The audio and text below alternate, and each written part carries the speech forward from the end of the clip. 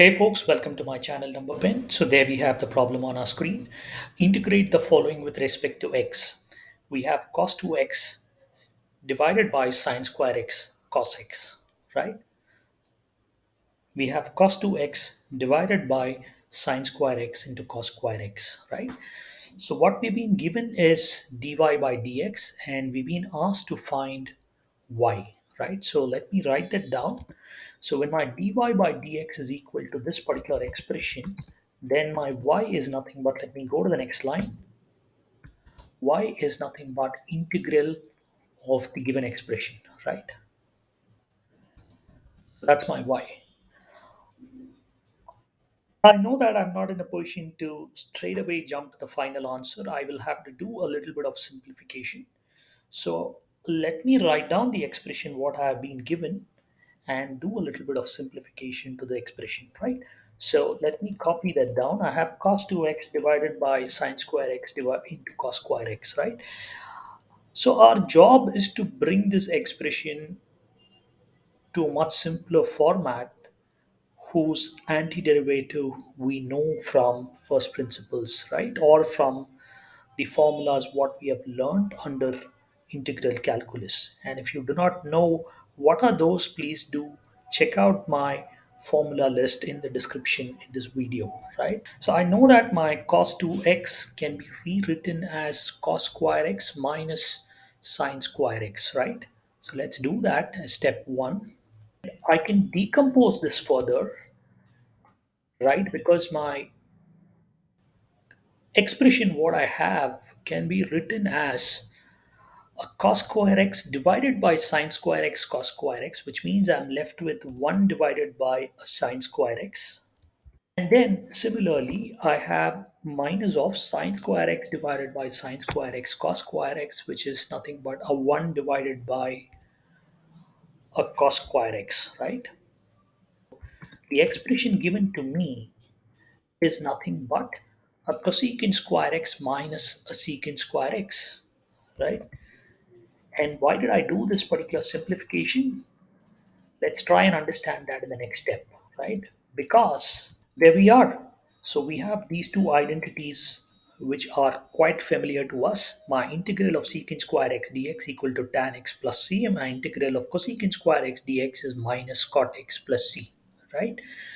So I go back to my y. My y is nothing but,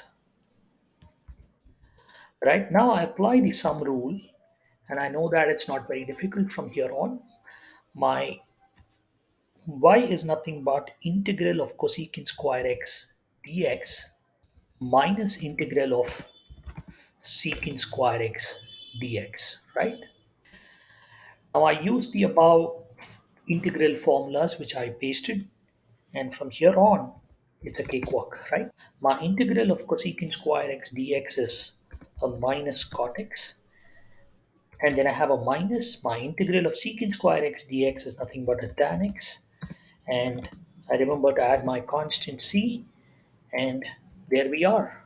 So the answer to the problem is minus of tan x plus cot x plus c, right? I'm just relooking at y to see if I can do any further simplification. Can I represent my final answer better? Yes, there is a way to further simplify this, right? Because my tan x is nothing but my sine x by cos x, and my cot x is nothing but cos x by sine x. Therefore, my tan x plus cot x is nothing but, right? So there we are. I know that my cos square x plus sine square x is always 1, right? And therefore, I have minus 1 divided by cos x sine x, right? And I know that my sine 2x is nothing but 2 sine x cos x, right? Let me write down the identity for you.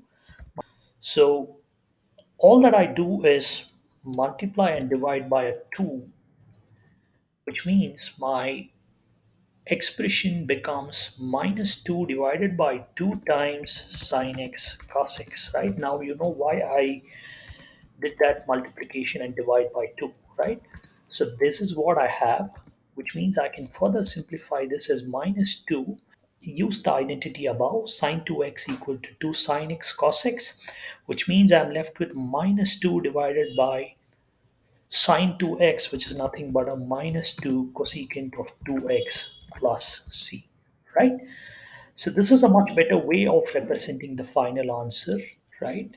And it's perfectly okay to leave it at minus of tan x plus cot x plus c, right?